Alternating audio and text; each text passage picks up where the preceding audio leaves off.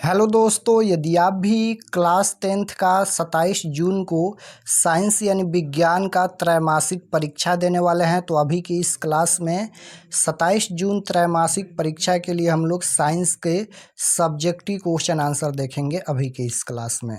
तो आप लोग क्लास को पूरा वॉच कीजिएगा। अभी के इस क्लास में हम लोग साइंस का सब्जेक्टिव क्वेश्चन आंसर देखेंगे, यानी लघु उत्तरीय प्रश्न और दीर्घ उत्तरीय प्रश्न।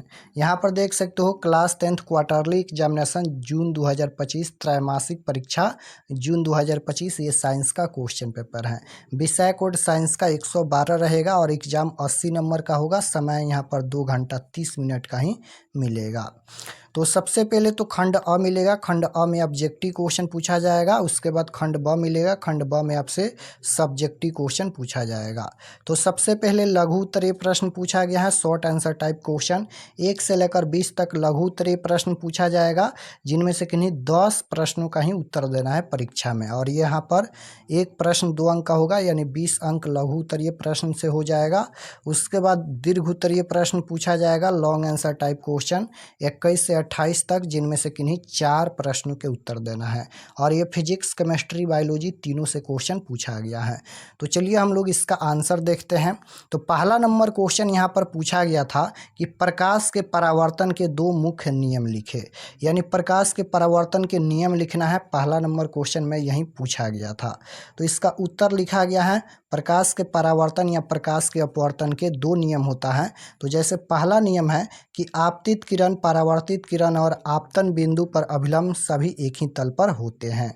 दूसरा नियम है कि आपतन कोण परावर्तन कोण के बराबर होता है। तो ये 2 नियम हो गया यहाँ तक। तो फर्स्ट क्वेश्चन का आंसर यहाँ तक लिखना है। और लास्ट में हम आपको बताएंगे कि इसका PDF आप लोग कैसे प्राप्त कर सकते हैं। 2 नंबर क्वेश्चन है कि अवतल दर्पण तथा उत्तल दर्पण में अंतर स्पष्ट करें, यही क्वेश्चन पूछा गया है।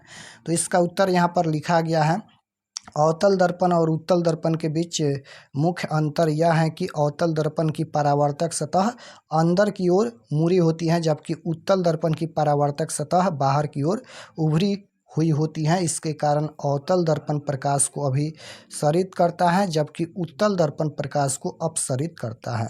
तो 2 नंबर क्वेश्चन का आंसर यहाँ तक। उसके बाद 6 नंबर क्वेश्चन यहाँ पर पूछा गया है, 10 प्रश्नों का ही उत्तर देना है।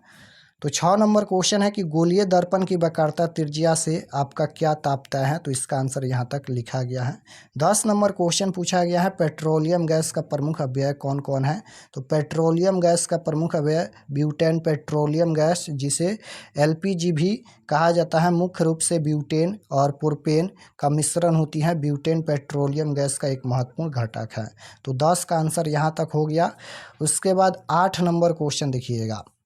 ये 8 नंबर क्वेश्चन है, पूछा गया है कि रासायनिक समीकरण किसे कहते हैं। तो इसके बारे में लिखना है, रासायनिक अभिक्रिया में भाग लेने वाले अभिकारकों एवं उत्पादों को सूत्रों या संकेतों के द्वारा समीकरण के रूप में व्यक्त किया जाना रासायनिक समीकरण कहलाता है। उदाहरण यहाँ पर दिया गया है। उसके बाद 13 नंबर क्वेश्चन में ऊष्माक्षेपी एवं ऊष्माशोषी अभिक्रिया में अंतर लिखना है। तो ऊष्माक्षेपी अभिक्रिया वैसी रासायनिक अभिक्रिया जिनमें उत्पाद के निर्माण के साथ साथ ऊष्मा का उत्सर्जन होता है, उसे हम लोग ऊष्माक्षेपी अभिक्रिया कहते हैं। यहाँ पर देख सकते हो, इसका यहाँ पर उदाहरण भी दिया गया है।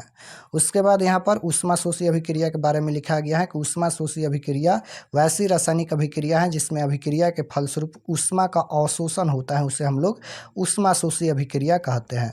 यहाँ पर उदाहरण लिखा गया है। उसके बाद क्वेश्चन 14 पूछा गया है कि संयोजन अभिक्रिया किसे कहते हैं। तो इसका उत्तर लिखा गया है कि संयोजन अभिक्रिया वैसी रासायनिक अभिक्रिया है जिसमें 2 या 2 से अधिक अभिकारक मिलकर एकल उत्पादन का निर्माण करता है, तो उसे हम लोग संयोजन अभिक्रिया कहते हैं। उदाहरण यहाँ पर लिखा गया है। उसके बाद 16 नंबर क्वेश्चन देखिएगा, यहाँ पर है 16 नंबर क्वेश्चन पूछा गया है कि पर पोषण से आप क्या समझते हैं। तो पर पोषण से आप क्या समझते हैं। तो इसका उत्तर लिखा गया है, पर पोषण का मतलब एक जीव का अपने भोजन के लिए दूसरे जीव पर निर्भर रहना। दूसरे शब्दों में, जब कोई जीव अपना भोजन स्वयं नहीं बना पाता है, उसे हम लोग दूसरे जीवों से प्राप्त करता है, तो उस प्रक्रिया को पर पोषण कहते हैं। तो इसका आंसर यहाँ तक। श्वसन की परिभाषा लिखे, 17 नंबर क्वेश्चन में पूछा गया है।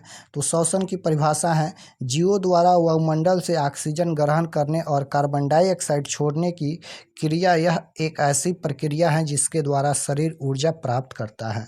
तो 17 का आंसर यहाँ तक। उसके बाद 19 नंबर क्वेश्चन में पूछा गया है कि धमनी और शिरा में अंतर लिखे। धमनी और शिरा में अंतर लिखना है, तो इसका अंतर यहाँ पर लिखा गया है, देख सकते हो। तो इसके बारे में यहाँ तक लिखना है। अभी हम आपको बताएंगे कि इसका PDF कैसे डाउनलोड कर सकते हैं। उसके बाद उत्सर्जन की परिभाषा दे, ये 20 नंबर क्वेश्चन में पूछा गया है। तो शरीर की उपचायी क्रियाओं के परिणाम स्वरूप उत्पन्न हानिकारक नाइट्रोजन युक्त अपशिष्ट पदार्थों को शरीर से बाहर निकालने की क्रिया उत्सर्जन कहलाती है। तो इसके बारे में यहाँ तक। तो यहाँ पर 10 प्रश्नों का ही उत्तर देना है, 10 प्रश्न का उत्तर हम बता दिए हैं। उसके बाद दीर्घ उत्तरीय प्रश्न देखिएगा, तो ये 26 नंबर क्वेश्चन में ये दीर्घ उत्तरीय प्रश्न पूछा गया है। प्रकाश संश्लेषण क्या है, समीकरण लिखे। ये 26 नंबर क्वेश्चन में दीर्घ उत्तरीय प्रश्न में पूछा गया है। तो इसका आंसर लिखना है, सजीव जगत में हरे पौधे सूर्य के प्रकाश की उपस्थिति में वायुमंडल से CO2 ग्रहण कर और मिट्टी से खनिज लवण एवं जल अवशोषित कर पत्तियों में स्थित हरित लौ के सहारे ऊर्जादायक पदार्थों का निर्माण करते हैं। यह संपूर्ण प्रक्रिया प्रकाश संश्लेषण कहलाती है। तो यहाँ तक हो गया। उसके बाद 23 नंबर क्वेश्चन, विस्थापन एवं उदय विस्थापन अभिक्रियाओं में अंतर लिखना है। तो इसके बारे में लिखा गया है, विस्थापन अभिक्रिया, उदय विस्थापन अभिक्रिया यहाँ पर लिखा गया है। तो यहाँ तक लिख लेना है। उसके बाद क्वेश्चन नंबर 27 देखिए, अमीबा का भोजन क्या है, अमीबा में पोषण का वर्णन करें। तो अमीबा छोटे सूक्ष्म जीवों को खाता है, जैसे बैक्टीरिया, शैवाल और अन्य प्रोटोजोआ। अमीबा में पोषण एक प्रक्रिया है जिसे फेगोसाइटोसिस कहते हैं, जिसमें अमीबा अपने रिस्टोपिडिया अस्थायी पैर का उपयोग करके भोजन को घेरता है और उसे अंदर ले जाता है। अमीबा में पोषण की प्रक्रिया अंतर्ग्रहण के बारे में लिखना है। अमीबा अपने रिस्टोपिडिया को भोजन और बढ़ाता है और उसे घेर लेता है। तो इसके बारे में यहाँ पर लिखना है। उसके बाद भोजन, रिक्तिया का निर्माण, उसके बाद पाचन, उसके बाद अवशोषण। तो यहाँ तक लिखना है। 4 प्रश्नों का ही उत्तर देना है, दीर्घ उत्तरीय प्रश्न में हम बता दिए हैं। तो यहाँ तक आप लोग लिख लीजिएगा। अब चलिए हम आपको बता देते हैं कि आप लोग इसका PDF कैसे प्राप्त कर सकते हैं। और अगर आप लोग चैनल पर नए होंगे तो चैनल को ज़रूर सब्सक्राइब कर लीजिएगा। तो इसका ऑब्जेक्टिव और सब्जेक्टिव क्वेश्चन आंसर डाउनलोड करने के लिए गूगल पर चले आना है और आपको सर्च करना है RK एक्सपर्ट क्लासेस। इसी चैनल का नाम आपको गूगल में सर्च करना है। तो जैसे ही गूगल पर सर्च करेंगे RK एक्सपर्ट क्लासेस, तो आपके सामने इस प्रकार से फर्स्ट पेज आएगा, इस पर आपको क्लिक करना है। तो जैसे ही क्लिक करेंगे ये ओपन हो जाएगा और ओपन होने के बाद आपको नीचे आना है क्लास 10th के सेक्शन में। तो यहाँ पर देख सकते हो ये सभी सब्जेक्ट का क्वेश्चन पेपर है। हिंदी संस्कृत का हम दिए थे ऑब्जेक्टिव सब्जेक्टिव, देख लेना क्लिक करके। और यहाँ पर साइंस और सोशल साइंस का भी दिया गया है, देख सकते हो। जो भी सब्जेक्ट का देखना है क्लिक करके ऑब्जेक्टिव सब्जेक्टिव देख सकते हैं। साइंस और सोशल साइंस दोनों का दिया गया है। तो जैसे यहाँ पर देखना है साइंस का, तो 27 June class 10th question paper quarterly exam, इस पर क्लिक करके आप लोग ऑब्जेक्टिव सब्जेक्टिव देख सकते हैं। ये सभी परीक्षा से संबंधित जानकारी लिखा गया है। सब्जेक्ट ये साइंस का पेज खुला है, एग्जाम डेट 27 तारीख को होने वाला है। और नीचे आएंगे तो परीक्षा से संबंधित जानकारी है, आप लोग पढ़ लीजिएगा।